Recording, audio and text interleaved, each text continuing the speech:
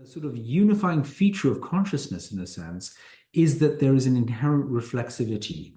We know that we know. In our architecture, our computational architecture, what we have is that the reality model, the generative phenomenal world model, unified world model, feeds back onto itself. So it actually knows itself. So it's like the brain has an eye on itself.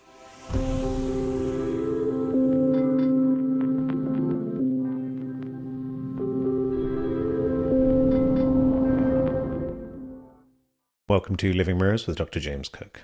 This week on the podcast, previous guest Shamil Chandaria is returning to discuss his recent paper, A Beautiful Loop, an active inference theory of consciousness, co-authored with Ruben Laukkonen. Shamil is an expert in artificial intelligence and computational neuroscience.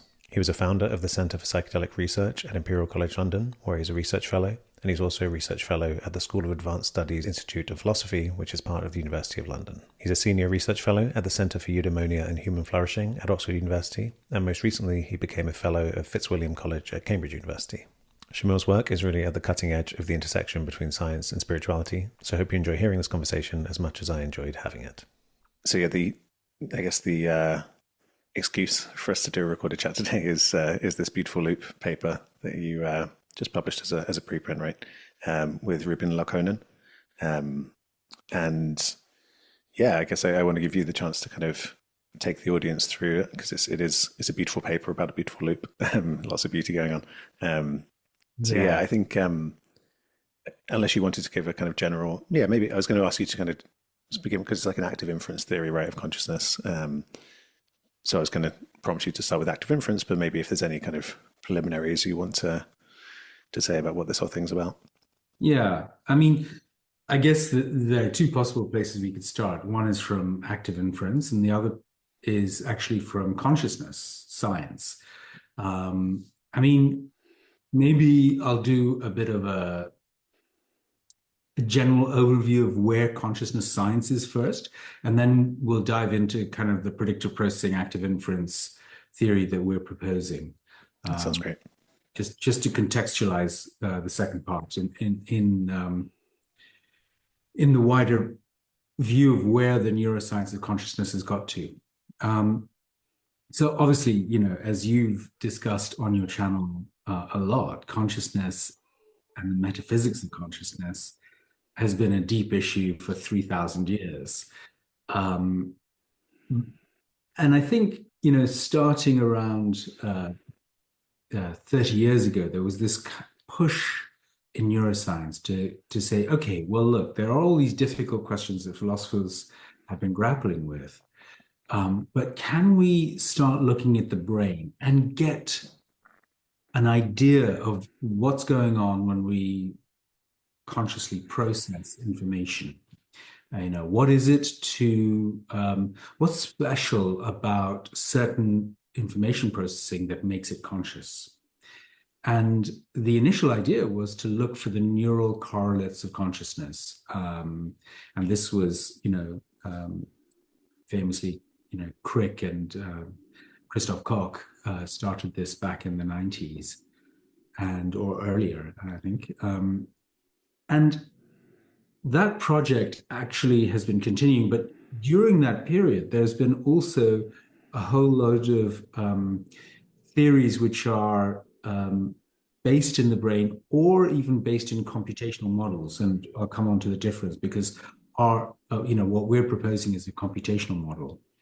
And the leading few are the global workspace theory, integrated information theory, higher order thought theory, local recurrence theory. And then there's a sort of a fifth one that everyone thinks should be there, but hasn't really been fully worked out. There are some proposals, and that's predictive processing theory of consciousness or active inference theory of consciousness. And everyone thinks that one is very important because, in a sense, active inference and predictive processing, as we talked last time, is probably the closest thing that some people think we have to a general theory of how the brain works. So it's a Right. really good model of cognition, but yet we haven't tied it into consciousness yet. Okay.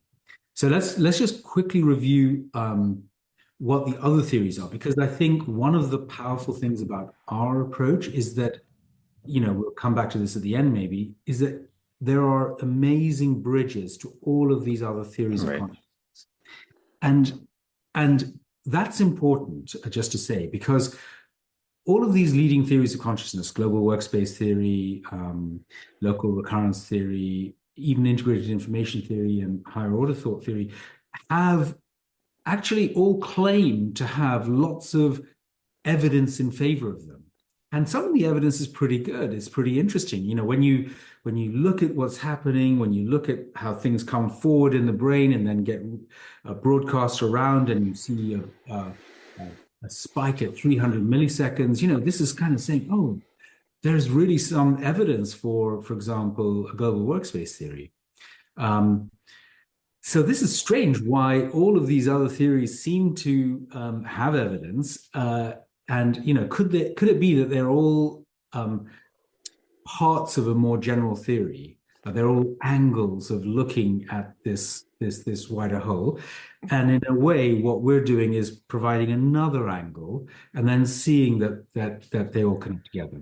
Yeah, I think we both share a wider, I guess, kind of philosophical perspective on a kind of meta perspective on this stuff, where the kind of elephant in the blind man parable, right, where rather than being entrenched in one camp and being like it has to be this way of looking, we kind of embrace ways of looking at, like, the ground can be so rich that these different theories can have a lot to offer without being the whole picture. And yeah, the great thing that your paper's doing is trying to synthesize, right, and explain within the predictive processing active inference framework why how all these things have truth to them and how they can all be synthesized. Yeah, exactly. So very quickly, just a few sentences on what these other theories are before we go into ours. Yeah, that'd be great. Well, I think one of the most powerful is the global workspace theory, and that is that we have a whole load of separate modules that are processing visual information and auditory information and various other things, often in the back of the brain, and then they compete to be written up on a global blackboard, if you like, in the front of the classroom. And so someone says, look, I've got some really important information. Everyone needs to know this. And they fight it out. And the parts of information processing that win that fight get written up on this global blackboard and then rebroadcast back throughout the brain into all these other, so they're used for action, they're used for further processing, they're rebroadcast back to the other modules so everyone can share this information. Daniel Dennett had a very evocative phrase back in the 90s that he said, consciousness is like fame in the brain. You get into the newspapers and everyone knows what's going on. So that's very a powerful theory. And of course, as I said, there's all of these theories that I'm talking about actually have bags of evidence in favor of them. The second approach was actually going back to deep neuroscience data in the back of the brain, saying, look, really, there are these local recurrence loops where higher areas in the hierarchy of processing feed back onto lower areas. For example, visual area V1 is right at the bottom of the hierarchy, and then V2, and then MT, and all of this stuff. Well, higher order areas will receive information from the lower areas and then feed back context information, saying, okay, you see this, and this is the foreground and this is the background, or there are edges here that we need to, or that this is a rewarding stimulus. This is an apple, for example, and that you can eat it, or that this phone is moving and I can't quite figure out where it is, but I think it'll be at that end of the screen because it's had a trajectory, and that's where I forecast it to be. That's where I predict it to be. So higher order systems can feed back to lower systems and say, actually, in the overall model of what's going on, this is where you should really expect it. So let's fill in the details and paint in the picture a little bit more. And that goes on throughout. And it's that local recurrence or reentrant loops that go on in the back of the brain that are considered to be the seat of consciousness, so to speak. Another theory is integrated information theory. And this is not based in the actual, and it doesn't start off in the anatomy of the brain. It actually starts off looking at the brain computationally, algorithmically, and says that, look, there's information sharing, there's information processing going on throughout the brain. But this information processing end up being very networked and feedback on itself. And so what ends up happening is that certain whole networks effectively have integrated information. That is, that one part of the network has information about what's going on in another part of the network. And in a sense, the whole has the most information about the whole. So this is a very powerful idea, and we can make this this basic idea that there is this whole that has more information than the subparts, and the information turns out to be causal information. In fact, we can make it precise using information theory, and that's what integrated information theory does. Now, of course, to some extent, there's a lot of criticism because it's a very precise framework, and people say, oh, well, that can't be right. But on the other hand, there seems to be some sort of truth that it seems to be capturing. There's something about, well, in a sense, it's another version of fame in the brain. It's just that it's delocalized fame in the brain. So this is interesting. And then there's another theory, which is like higher order thought theory, where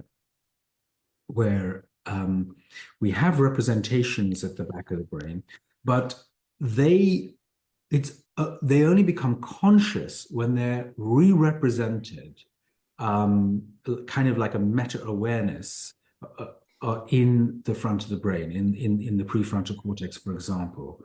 And so, I may be aware of a phone, but I only know that I'm aware of it when I'm actually got a re-representation of it. And not everything, again, gets to be re-represented. So those are the basic theories. Now, Ruben and I have been thinking about this stuff for the last decade in a way.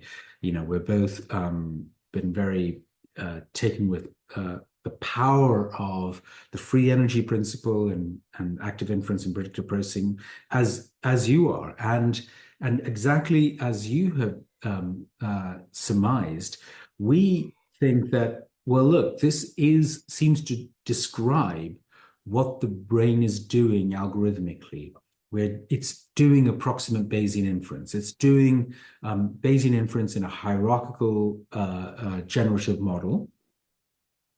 And that would be like, surely we should understand consciousness from that perspective. And so the first approach, and now I'll sort of move into our theory. The first approach with this is to say, well, look, as we discussed last time when we talked, the way that the brain has to make sense of all this sensory data that it gets is by saying, well, the brain's trying to figure out what are the causes of its sensory data? And it can't do that directly. That inverse inference problem is just too difficult computationally.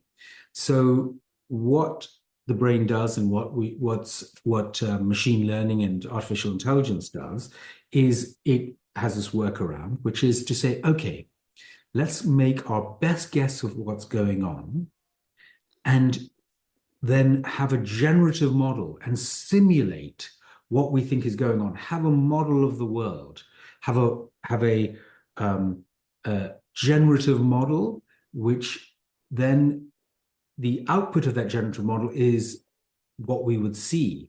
Okay, I'll come back to that because that's talking about consciousness.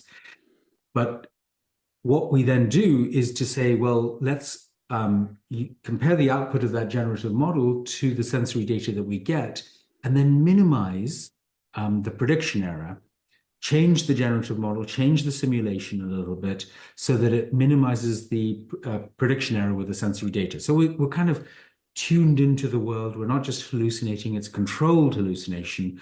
We're sensitive to the data that we receive. Okay, so I already hinted there that this generative model could be a phenomenal generative model. That means an experienced model. That's what we actually experience. What we actually experience is not the world out there. We're not seeing through our eyes. We're actually experiencing our internal simulation. If you like, we're living within our own internal simulation. Now, the issue there, and I've talked like this, and we talked like this last time, but the issue there, and I always used to, parenthetically say, look, just as a footnote, not everything makes it into the generative model. And this is the issue, that if predictive processing and active inference is a general theory of what's going on in the brain, then surely I should be aware, and if that's what my awareness is, I should be aware of everything, including all this unconscious processing that's presumably also using predictive processing. So how come consciousness, actually in reality, we're only conscious of a very small part of our information processing? A very classic example of this is binocular rivalry. So what you do there is you feed one eye a picture of a house, for example, and you feed the other eye a picture of a flower. Now, the house and the flower, this is a confusing message to the brain.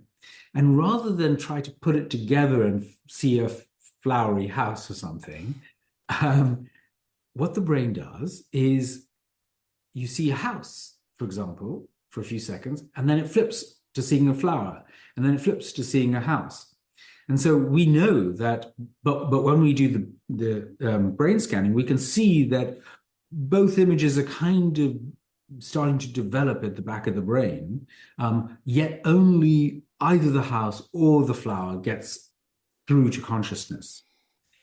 So the idea is that there is a kind of inferential competition, in everything that we see. So there's lots of things going on in the unconscious, lots of multiple drafts, to use, again, I think Daniel Dennett's views, that are going on.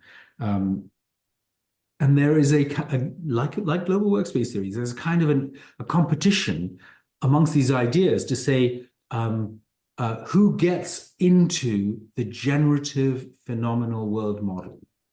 Okay, so this generative phenomenal world model is what we're conscious of, but not everything gets into it. For example, sometimes a flower doesn't get into it, sometimes a house gets into it, and vice versa. And this inferential competition, actually, it works if the inferences are very good. Now, what makes an inference good? What makes an inference good is if it coheres with our priors, but also not just the priors around that this is a flower, but also priors about the general context of what's going on. So if I'm in a park and there's something strange there, and it could be an alien spacecraft, or it could be, a swing set, a playground. I'm going to perceive it as a playground because that actually coheres with the rest of the world model. So this is a kind of a global context signal. In other words, there's, and we call this Bayesian binding. So there's Bayesian binding at a very local level, how priors and likelihoods, how the data and our expectations around the data, this is a face, come together. But then there's these Bayesian binding that happens at a global context, where in the same way as we have local Bayesian binding, we have this global Bayesian binding, which is what story really coherently coheres together. So there's so much good stuff there. I think it'd be good to zoom in on you brought up priors, and I think we should remind people of exactly what we mean by this terminology. And so I'll go over a bit of the terrain so that we can get the feel for it. So you mentioned that we have this generative model of the world and what's going on there, and within that we have, well, that's constituted by prior expectations of what kind of data what kinds of things we're likely to see. So a human has a strong prior of seeing a face at some point in their day, probably, right? If you went a month and you didn't see a human face, your system would probably think, okay, something's wrong here. So compared to, say, a polar bear, if you go a month without seeing a polar bear, you have less of a prior expectation of seeing that. And then you have, based on those priors, you have a kind of the likelihood as well. Like how likely is the data, what data am I expecting to see based on those priors? So if I have the expectation that there are humans around, it's likely I'm going to hear human voices. That wouldn't create much of an error signal. But again, the sound of a polar bear would be surprising.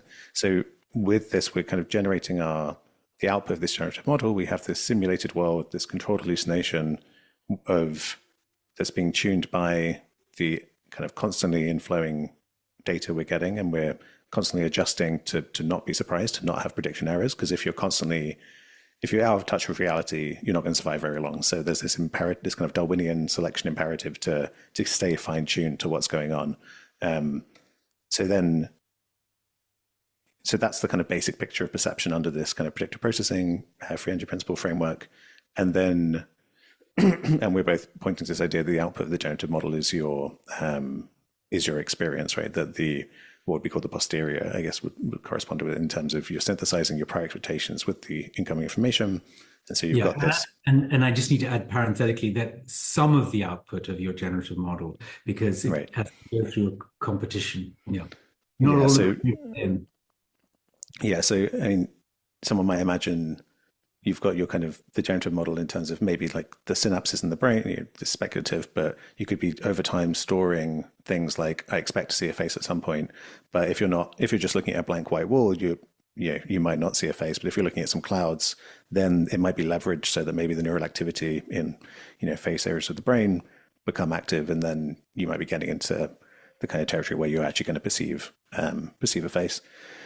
So that's the picture. But then you are moving forward from that to say you've then got this kind of bigger question of, okay, well, now we're talking about maybe a single percept seeing a face, but actually we're perceiving this whole rich scene, and you have things like the binding problem where people will, if you're watching a video, will be perceiving the visual input of my face and my mouth moving, but also the sound of my voice. And you're not hearing those as two disparate things. You're perceiving this coherent, bound percept of a human being, right?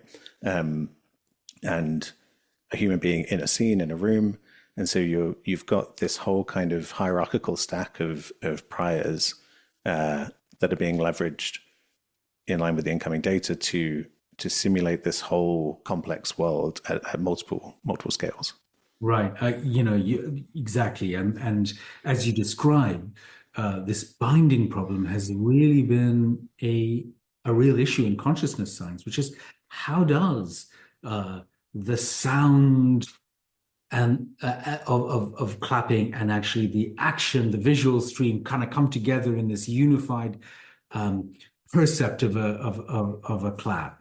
And what we offer is here a kind of a solution based in the mathematics of Bayesian inference, which is that things actually bind together exactly like the prior and the likelihood bind together to form a unified posterior.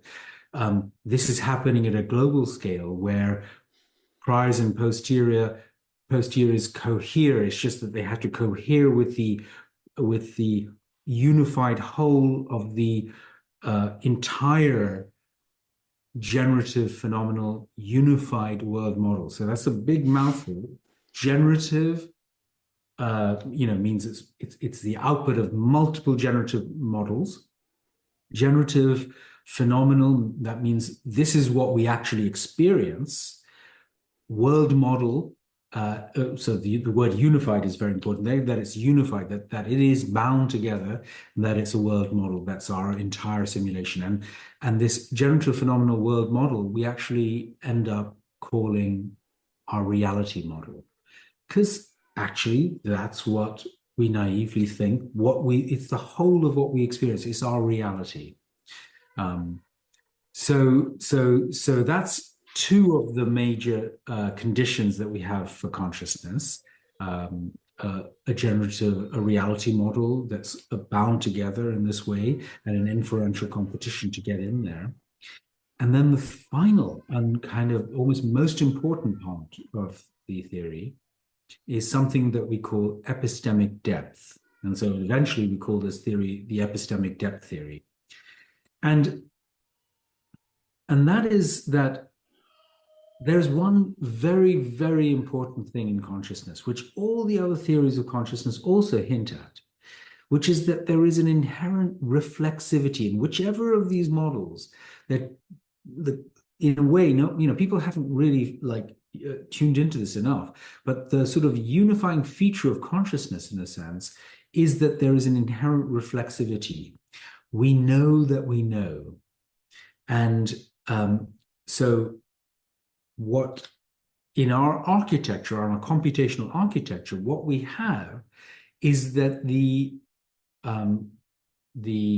reality model, the generative phenomenal world model, unified world model, feeds back onto itself. So it actually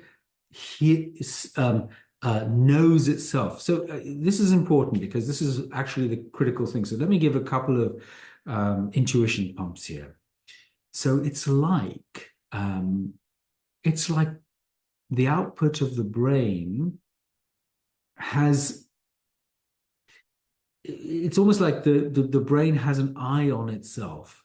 It's like the reality model feeds back onto the reality model as if it was another sensory channel. But actually, this happens automatically within the hierarchical generative model. So another way of putting it is imagine, when we talk, we're talking, and actually we're also hearing ourselves at the same time. So we know what we've just said. And if this happens to our reality model as a whole, the reality model knows what it knows. And we think that's first of all, the real signature of consciousness. But actually, as an aside, it's actually tremendously helpful for general intelligence. And when we go on to artificial intelligence, you'll see that actually this is one of the sort of ideas that maybe AIs, when they get really generalized intelligence, will have to have this kind of feedback loop onto itself. And so that's the beautiful loop part, in a sense, that the reality model knows itself. And this is important. Although the model feeds back on itself, what we call technically reflexivity precision, so the weighting of the sensory channel back to of the reality model back onto itself, it's sort of weighted input. Now we can dial up the precision, this is a technical term in predictive processing, but dial up the precision weight, the weighting of that reality model back to itself. So when you really dial it up, and this is what, for example, advanced meditators can do, really be aware that they're aware, then what happens is that the reality model really recognizes that I know that I know that I know this. So that's a great thing to unpack for people, because so if you have a kind of, if you look straight ahead with both your hands up and don't look at either of them, just have a kind of dilated awareness, you can do this phenomenon called covert attention, where you shift your attention to, say, the right hand without moving your eyes, and so there's some kind of mental action happening there. And the way we think about this in this framework is you're increasing the precision. You're weighting you're kind of, I think the idea of grip can be useful. It's like the system is gripping onto that sensory input coming from the hand, and so it's kind of amplifying and zooming in on it. And that's how we think attention works. And we can come back to that, because you talk about that in the paper really nicely.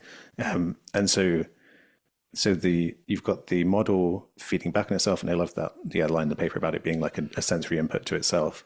And so it's knowing that it knows, and then it's gripping onto that. It's like zooming in and you could say resonating, maybe, to be more poetic about it, but like it's kind of, getting into this amplified feedback loop, and really, gripping onto the fact that it knows that it knows. And then in states of meditation, you can just have increased luminosity, right? You write about in the paper, the term that's used in kind of Mahayana and Vajrayana Buddhism, this quality of consciousness. And actually, a bit I really liked in the paper was that, because my first thought when reading that is you talk about how within that luminosity you can kind of see the non-dual nature of awareness, that everything's arising within awareness, whether we think of it as inside or outside typically. But my initial thought was, well, when you have that knowing that that increased luminosity, for me it feels like the insight there is that awareness it's always been the case that awareness has been present. And so it's not that something is kind of genuinely being added, but it's been revealed. And you say in the paper that this is kind of like a revelation. And I really like the use of that word, that, the knowingness of awareness reveals that awareness was always there all along, I guess. Yeah. I mean, I really like the way you put it, in terms of this reflexivity, precision weighting, is amplification. In other words, we're amplifying that channel back to the reality model of the reality model. And as you as you correctly anticipated, this is very linked to the story of attention. So attention is, in a way, an amplification or an upweighting of certain contents, the ones that are attended to, in your reality model. And so if I pay attention to my hand, what I'm doing is I'm upweighting the hand in my entire reality model. I'm increasing its presence in the conscious gestalt. So 80% of my bandwidth is occupied by the hand, right?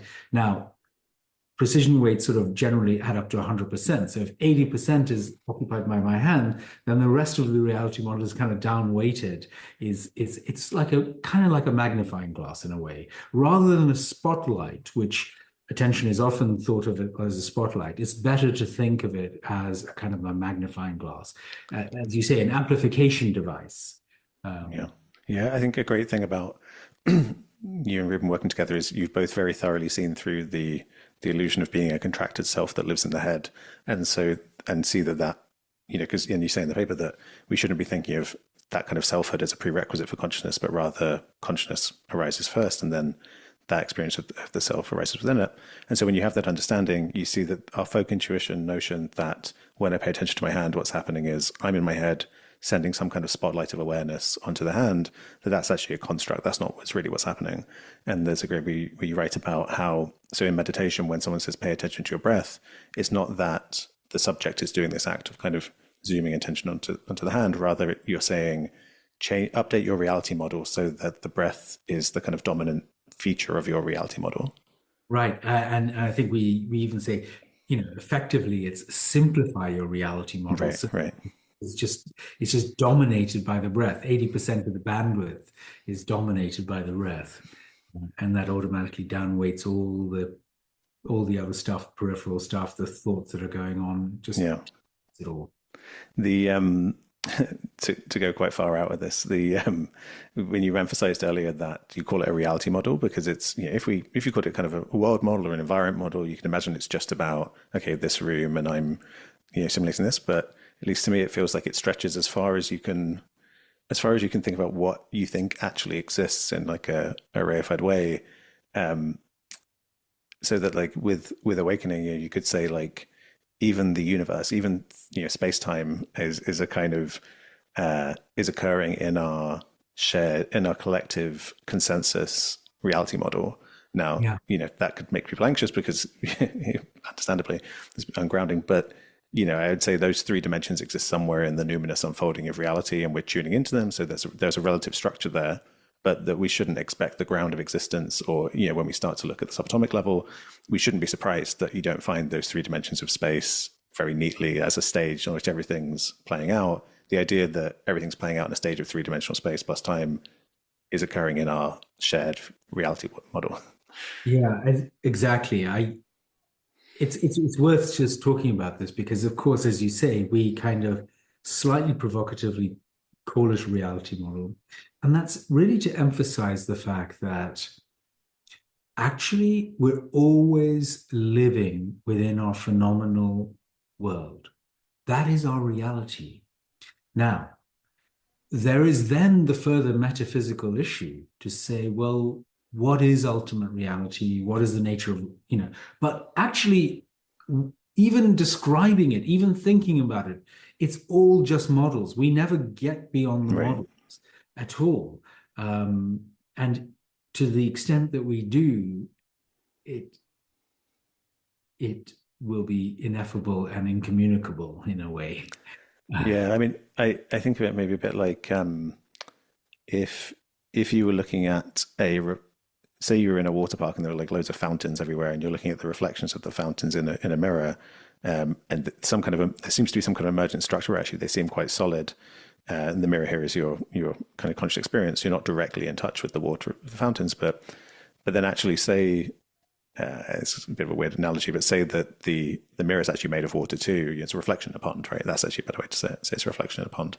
And then suddenly, I guess the getting closer to fundamental reality is a sense of dropping the contracted thinking that the structures you thought were there were really there, and seeing actually everything's just water. Even my awareness is made of water. And in this analogy, you can't really say what water is, but it's like, I think the ripples that arise in our awareness, we can get the feeling we're getting closer and closer to them reflecting the structure of fundamental reality, say like impermanence and flux. And, I think the deeper you settle into impermanence, it would make sense if the ground of being had some impermanent kind of flux to it rather than being solid stuff, because you see that solid stuff is like an emergent conceptual overlay. Yeah, we're gonna be straying from your paper here and getting into the deep end of the. Obviously, as you say, like, we can go into these deep aspects, but we haven't obviously done that in the paper. We've in a sense we've been silent about the metaphysical stances that one can take. And I see this importantly as a plural. In other words, this theory of consciousness is compatible with different metaphysical views. And now I'm kind of revealing my own perspective, which is I'm totally happy to talk about different metaphysical views, and that, they're also just stories. Yeah. Yeah, I think so. I guess to me, I would say the most important idea I've come across when it comes to understanding reality and our place with it is this idea of inference. Kind of, you could say inference to the best explanation, where you make some guess about what's going on in the world, and it's particularly this kind of variational inference where you make a guess and then you say, well, if my guess is correct, what do I expect to see? And then if you see that, you go, okay, that confirms, I'll never be able to directly confirm that my guess is absolutely 100% true, but an emergent harmony can arise where you're like, yep, that's what I thought was going to happen. Yep, looks like I'm on the right track here. And to me, that's the the egoic mind has this craving, like this existential anxiety, where it really wants to pin stuff down with absolute 100% precision. It's almost as if it wants to just be done with reality and just be like, let's get it all done, and then we can just move on. Whereas the kind of boundlessness of being is such that we're always, it's always this unfolding. So, but when you have this idea of inference to the best explanation, I mean, I think it can even get you out of solipsism in the sense very easily, where you're just like, I'll never know for sure that I'm not the only mind in existence. I could wake up in the next moment. I could be in the Matrix. But if I exist and Shamil's another human being, and then I expect in a second he's going to say some words to me, and then and it's this constant feeling like you're in touch with reality because it's constantly being confirmed. And I think, I mean, and then it turns, the story we're telling, that's the kind of core of the free energy principles. It seems to account for dynamics of cognition and the mind, and we think consciousness. It's also formally the same as Darwinian evolution in terms of its structure, as like organisms are like these hypotheses, kind of the guesses that are being tuned to their niche. I think even the mystery of fine tuning of like why our universe is suitable for life. Some people you speculate about multiverse, and a lot of people get kind of hung up on whether that's justifiable. But again, I would say if your guess is we're the only universe in existence, then you have this gigantic error signal in terms of why is it fine-tuned for life. And then if you guess that there's a lot of universes, then you have no error signal because eventually it's going to pop up in one of them. So again, you get this kind of this evolving harmony, but you need to be comfortable. You need to be comfortable without that catharsis of the rational mind wanting to kind of pin everything down.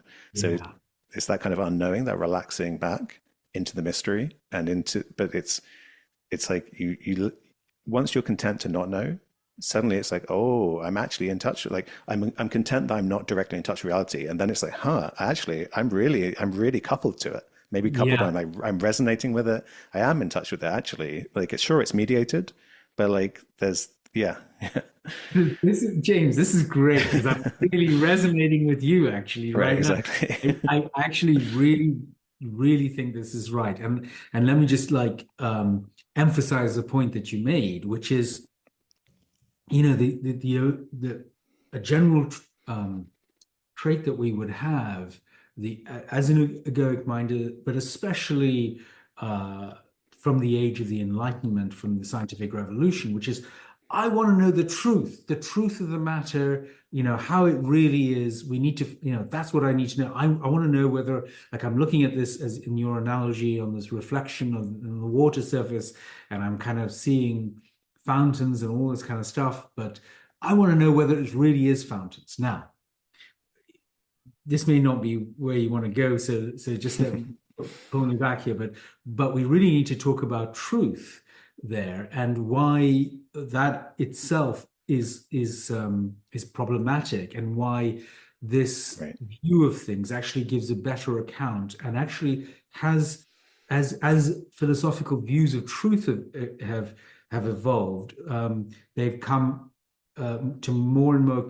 cohere with this approach that we're talking about, inference to the best explanation. So the original, should I go into this? Definitely. No, I want to jump in there because the reason I started talking about that is because you mentioned stories, and I wanted to basically validate what you were saying in terms of this can fit with different metaphysical frameworks because we're offering stories. We're telling, and given that we think that consciousness is this kind of inference process, it's like the knowingness. So you can tell stories about why the knowingness of consciousness exists, but those will be stories that arise within the knowingness. So the knowingness is primary in that sense. But then actually you look at the story and you go, well, that's a really good story that explains why it would be a kind of knowing thing. But then you kind of, so I think people want to kind of, the current scientific mainstream really reifies, the fallacy of misplaced concreteness, where they reify the stories. They think the story is the world. And then you have the philosophers like Evan Thompson's new book, The Blind Spot, that came out, which goes the other way and goes, actually, we shouldn't be grounding out there in what we think is the objective world, because actually that's just our models of it. We should be grounding in here in our experience of the world. What I'm saying is let go of the need to lean on either side and be groundless. Let the knowingness be primary, and then let the story be completely satisfying, great story about why the knowingness exists, but then notice that it never encapsulates the knowingness, and just like it's a groundlessness that's also a grounding everywhere. You can just flow in into both. Yeah, this is actually deep stuff, and this might be slightly unsettling to a lot of listeners, but I can tell you this is it. What you said is it. But like let's try to at least give some. I mean, you just went right to the end, right? But I mean, just as to point to the anxiety that people might raise for people, I guess, yeah, I guess this is where groundlessness being this is what I was saying about the egoic mind doesn't like this groundlessness, this flow, the constant movement of existence, and so it gets that existential anxiety, and yeah, I guess on a more pragmatic individual well-being level, I guess the pointing here is to say, become familiar, move towards that, learn that you can swim in those waters. You can be okay with groundlessness. Is not only okay, everything is always that way, and you can align with it, and it's liberating and it's beautiful and wonderful. It can be hard, there can be challenges when you're unblocking your resistance to the groundlessness, but yeah, this is. I guess I don't know anything deeper than groundlessness. Maybe I've just given my. I actually really agree with you. I think that's really it. But let me give at least some philosophical rungs of the ladder to help here. Yeah. Because so we talked about truth here. So the traditional conception of truth, and I would say the common sense view, is that some proposition P is true if and only if there exists, it is the case that P out there in the world. So in other words, this proposition is true if it in fact is the case that there corresponds something in the world that is P. Okay, now that's called the correspondence theory of truth. Now the problem with that is that as we've discussed, in this predictive processing framework and in the Kantian view as a whole, how do we ever know what reality is in itself? We actually have no access to the world the noumenal world, as Kant would call it, the world as it is in itself. We only have our perceptions, our inference about the world, and that's called the phenomenal world. And so there's a real problem. And so over time, the correspondence theory, philosophers recognize that there's this common sense view that what truth really means is something is true if it is the case that this corresponds to something out there in the world that is P. This is deeply problematic because it sort of has access to reality. And how do we have that? So then the reaction was something else, which was a coherence theory of truth, where beliefs are true beliefs if they cohere with all the other beliefs. In other words, if we have beliefs that sort of reinforce each other, then they're true. But now this, and that's beautiful, and in a way, there is some very powerful insight, which of course resonates, but it's got the opposite problem in a sense. It's freely floating independently of the world. The world can simply glide past this coherent. I could have a whole series of beliefs that I believe, but they're just somehow not connected to reality or to the sensory data, for example. And so that's the coherence theory. And then finally, probably around the late 19th century, early 20th century, we started getting a pragmatic theory of truth with Charles Sanders Peirce and William James and many others. And this was very beautiful. This was sort of almost acknowledging that truth is a kind of noble fiction.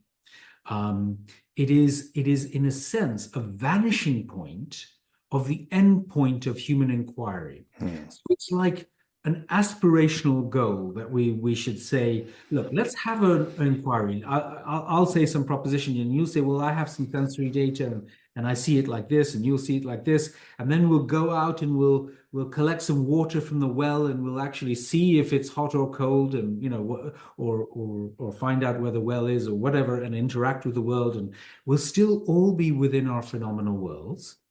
We'll be communicating in this intersubjective reality, but this intersubjective reality will not be freely floating by itself. It will, in a sense, be grounded in resonating with reality, in the sense that it's resonant with all the sensory data. There's empirical value. So we will have, in this kind of approach, beliefs are good beliefs, or rather, if I can put it provocatively, stories are good stories if they cohere with a lot of other good stories. Beliefs or stories are good beliefs if they have empirical value, in the sense that they can predict my sensory data, and this is the grip. Beliefs or stories are good stories if they are economical and parsimonious. In other words, Occam's razor. Beliefs or stories are good beliefs if they have pragmatic value. In other words, they allow me to survive, or buying the food, or things like that. So we're now in this, in a sense, untethered. Well, in this kind of groundless state where we've kind of acknowledged that actually this is a shared intersubjective belief structure that but to some extent, of course, it's really all going on in the universe, and it's all coupled and resonant with the universe, and beliefs that are not able to predict my sensory data will not be good beliefs. And so, in the sense, there is this kind of coupling into the world. Yeah, and I think that's the two truths, of Mahayana Buddhism, where you first you think that the world just is objectively the way it appears, then you realize it's an appearance, and then you realize, well, in a relative way, it has an appearance. It has the right structures for, we're in touch with something, like structurally. It's a bit like, I feel like it's like the veil of perception. If it's like a sheet that you're holding up. So that's like your generative guess of what's going on in the world, your hallucination part. Then it's like you hold that sheet up to the object you're interested in, and it conforms closer and closer until it's like completely in every nook and crevice of the object. And that's like the updating your model in line with sensory evidence. And then the situation you're in is you've actually got a really good model there of the structure that you're interested in. It conforms almost perfectly. So you're really in touch with the structure, but you're fundamentally also disconnected. It's fundamentally mediated. And so I think it's like, perception is inherently direct and indirect. You really are resonating with the structure of the wider world, but not directly.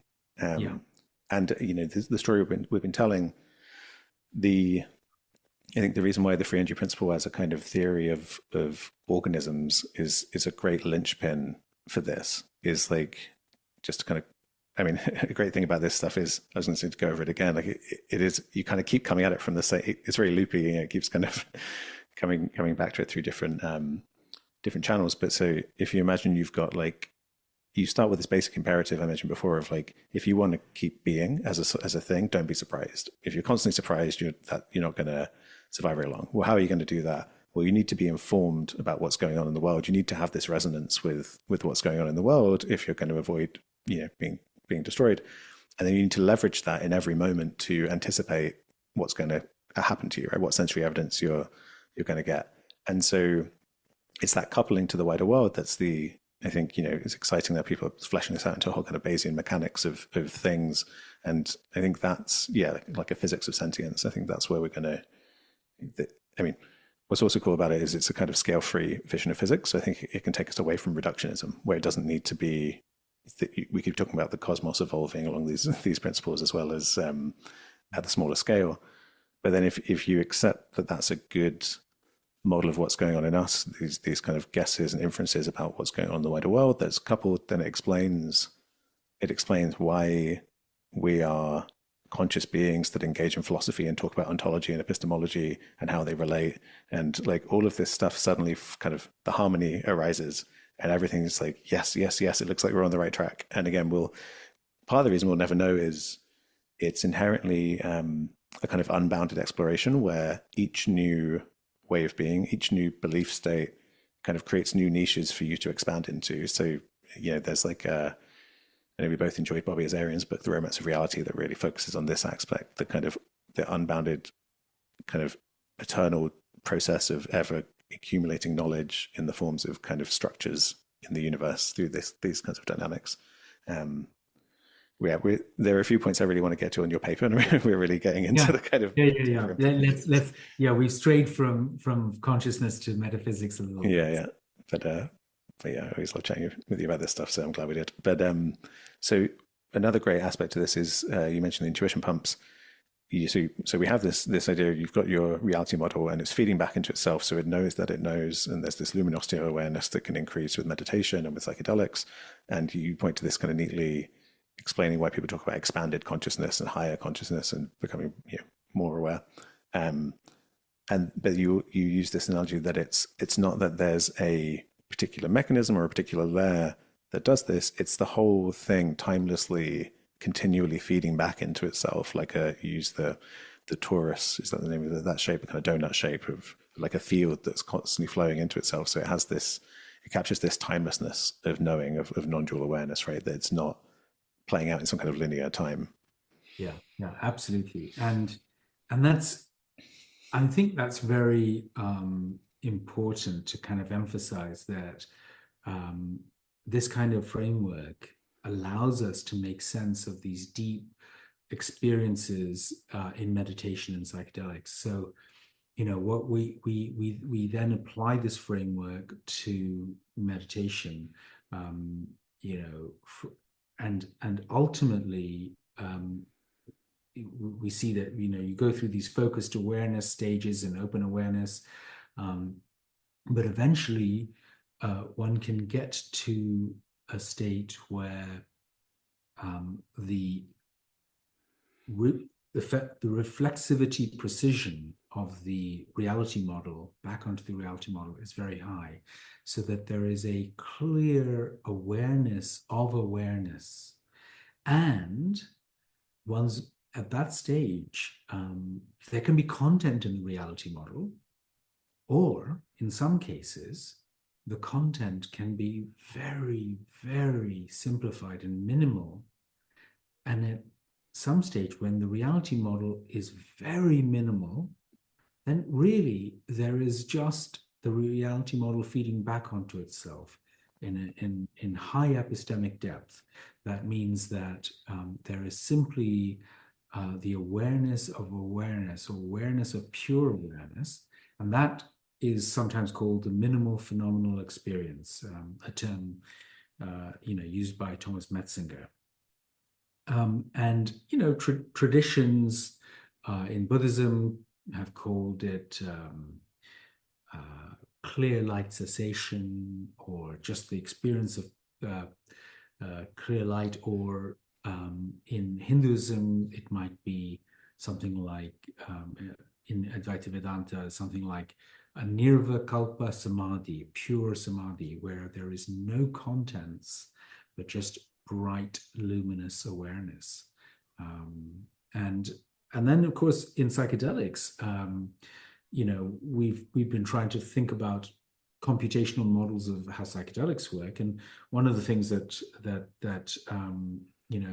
is a very powerful model that I'm very keen on and helped to develop was this Rebus framework, where essentially we have a reduction in top level, the weighting of top level priors. But there is something else that's going on in psychedelics, which is that sometimes the epistemic depth, this weighting of the reality model back to itself, can be increased very dramatically, and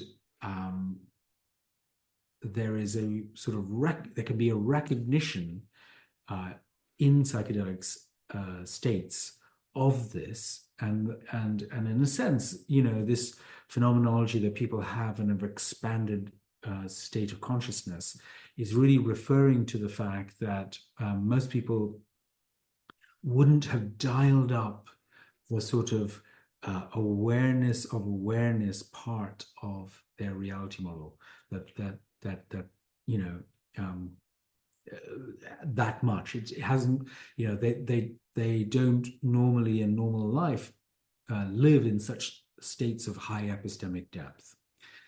One thing is important to say that we're not positing here some sort of other substance of a meta-awareness, as if there's sort of an infinite regress of like there's awareness and then there's meta-awareness and then there's meta-awareness. And no, in fact, this problem of infinite regress is solved because there is only awareness in the end. This is something that both Ruben and I felt. We've in the academic world we've all been slightly led astray with talk of meta-awareness and meta-awareness and things like that. Right. Yeah, and it's important, I guess, to say that this, even though it's reflexive onto itself, the reality model, it's not self-awareness, right? It's different to that. Right. So this is very important. So this goes back to, well, we haven't yet, talked too much about the self, but within our phenomenal generative unified world model, our reality model, there is this room, there is all this going on, but there is also a mental construction of a self, including an avatar, including my thoughts. These are my thoughts, and this is my body sensations, and I am moving my arms. I'm an agent, I'm an actor, a doer. I am the knower of things. There's an epistemic model. So all of these things are called a phenomenal self model.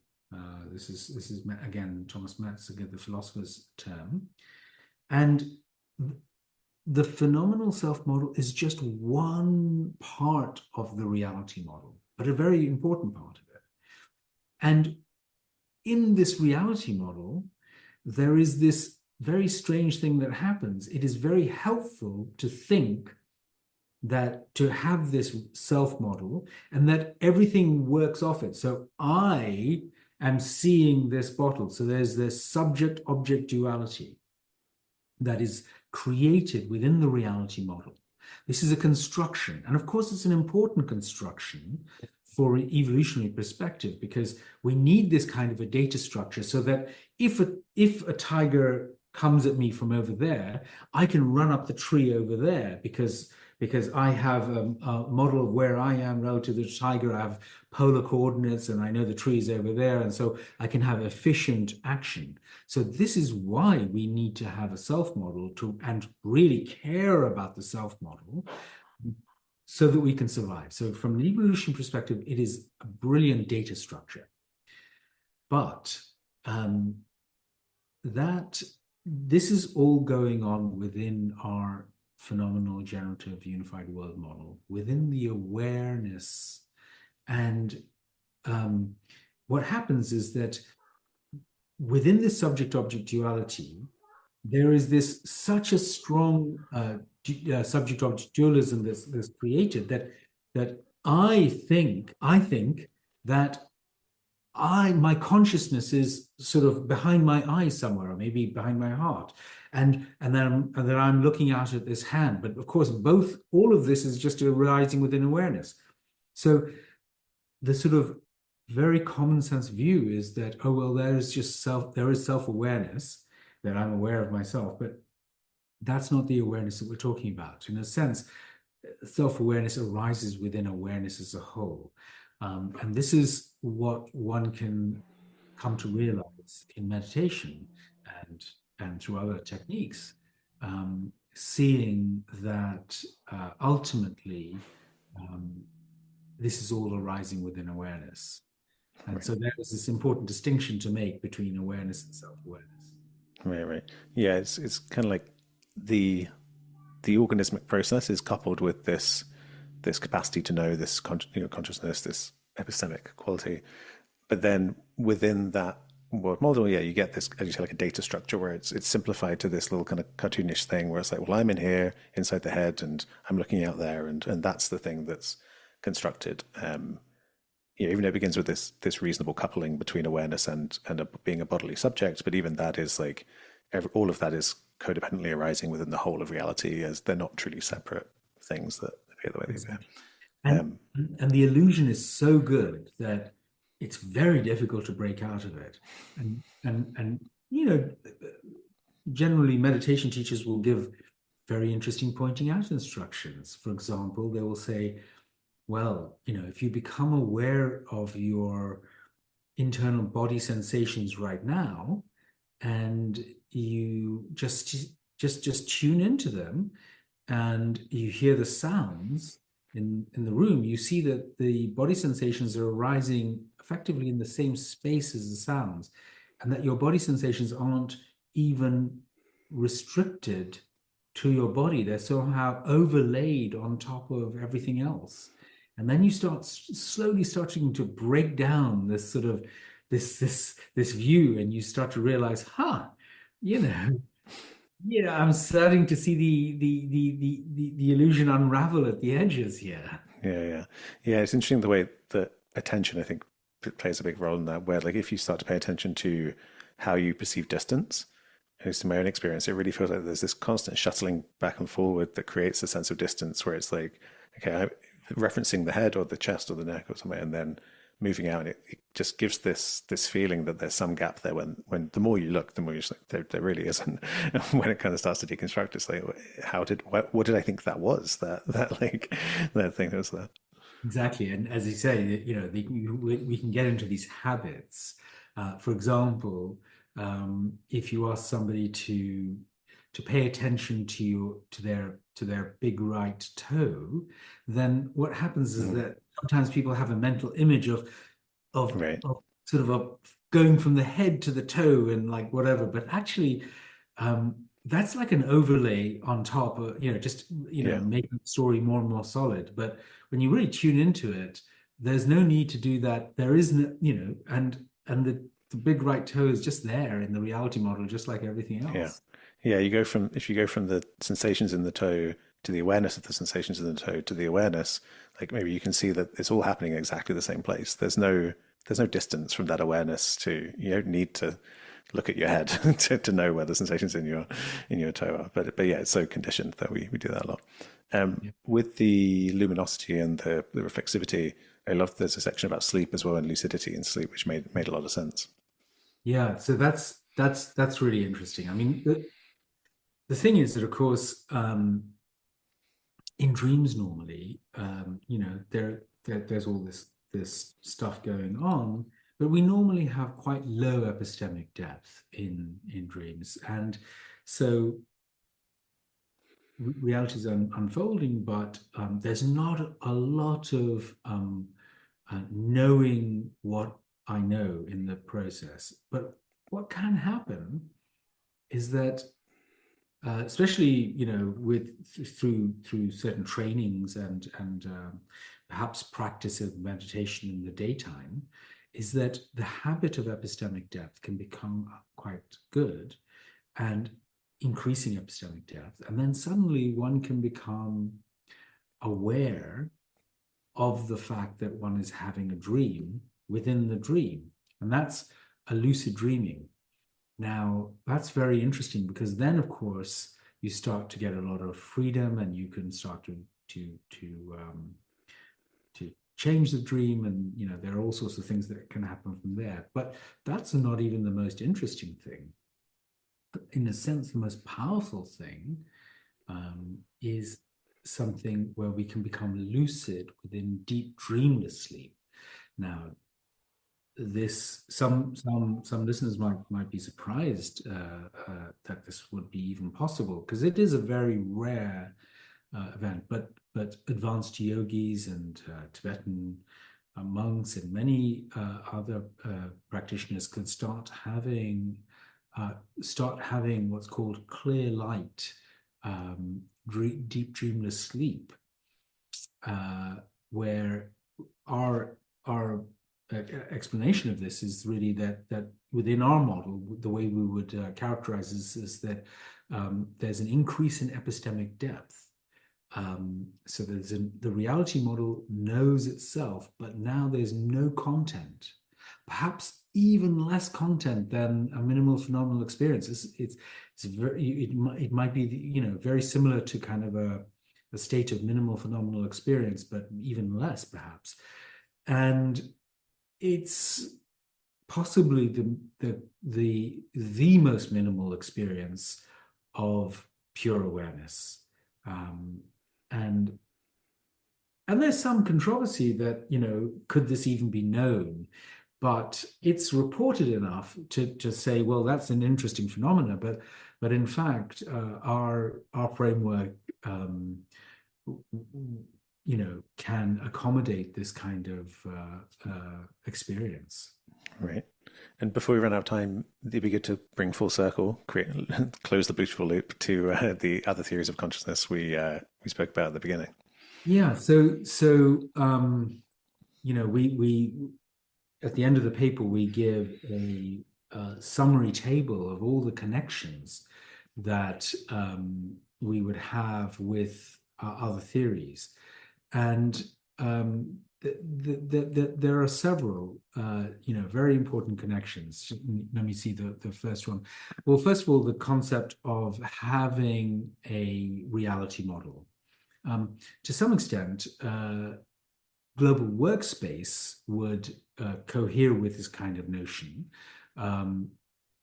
because what gets the fame in the brain is what we would be aware of. Even integrated information theory has this sort of consensus that this is what's going on. There's a sort of what's called a maximal phi complex, some part of the brain which has where there's the whole has more integrated information than all the parts. And even higher order thought theory, what gets up to the meta awareness level is what is our reality model. So this is what we would call the epistemic field of what we know. And so there are these connections. And then the next feature where we see again some interesting connections is whether there's a coherent world model and binding.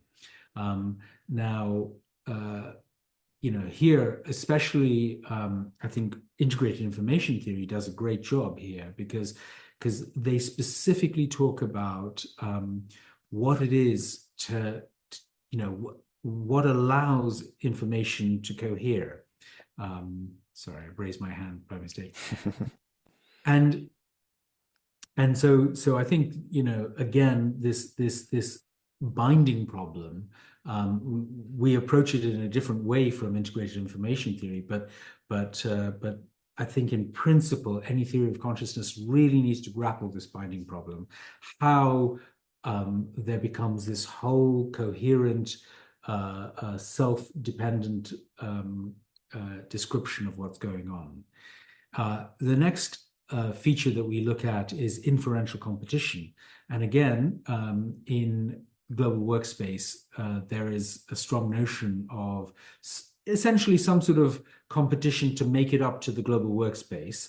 And probably the same thing in integrated information theory, in fact. What is it that allows information to become a part, to be widely shared within this coherent whole? It must cohere with all the rest, and then it gets integrated into this whole. And the recurrent processing theory that I talked about again has this very strong nature of features that cohere with higher order parts of the cortical hierarchy. Sort of features get emphasized which actually cohere with higher context information, for example. And then the next thing we talk about is reflexivity. Reflexivity is actually very central to theories of consciousness in our view. And here we see reflexivity is very strongly emphasized in global workspace theory because after all, it is information is broadcast up to the blackboard, and then what's the point of that? Is that then it can be shared widely throughout the brain, and then the brain, throughout to other modules, and then it gets shared again. This was basically the global workspace architecture, going back to Bernard Barr's original ideas of this. Again, in integrated information theory, in a sense, reflexivity is built right in at the core. It is about self-referential processes that strengthen. So the network becomes aware of what the network knows, and local recurrence reentrant theory and recurrence theory, again, reflexivity is right there at the center. You have these local feedback loops. And then epistemic depth is another, of course, thing that we talk about. And there, I think, higher order theories really emphasize this quite a bit, to say, that there is when things get projected to higher order areas, it is only then that we know that we know. So I think that that's another part of it. And then finally is this basic idea of fame in the brain, which is widespread sharing of information. And again, I think global workspace theory and integrated information theory, as I said right at the beginning, have emphasized that, and that's something that we emphasize. So these features of our epistemic depth theory, having an epistemic field or reality model, having a coherent world model, which causes binding, conscious binding, having inferential competition, having reflexivity, having epistemic depth, and then having this wide shared information across the brain. These are the features of our model, but it turns out that they are not totally shared by all the models all the time, but by and large, they seem to be the signatures of what is coming out. And so what we end up with is the possibilities of the beginnings of a unification project.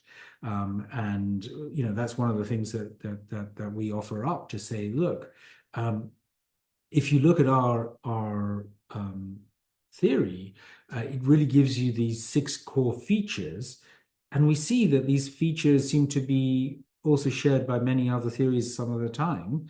And so maybe we are starting to pick up in what's really important in consciousness.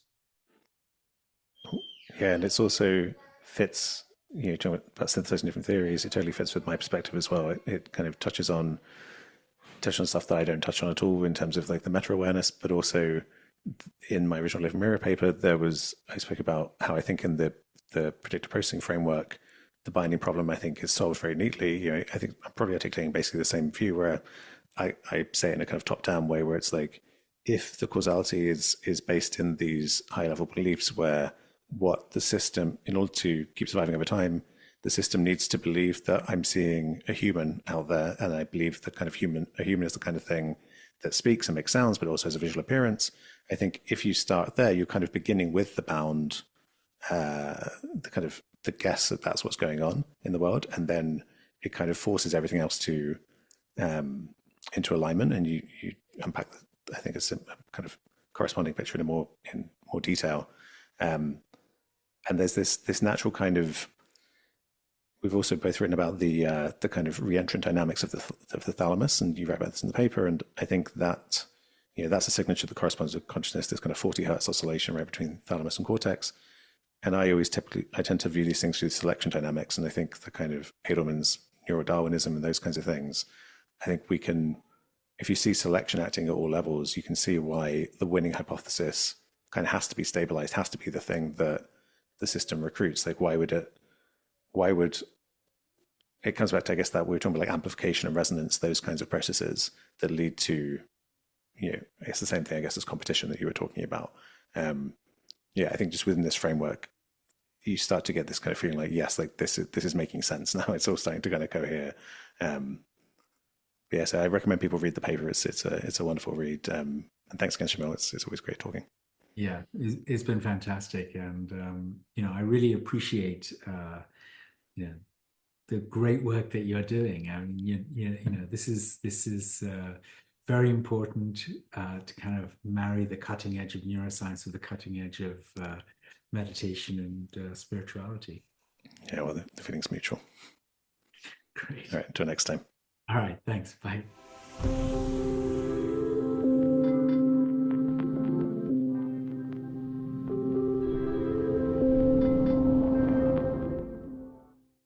Thanks for listening. If you're watching on YouTube, please like and subscribe. And if you want to help the podcast reach a wider audience, you can leave a review on Apple Podcasts. Finally, if you want to offer financial support, you can go to patreon.com/Dr. James Cooke.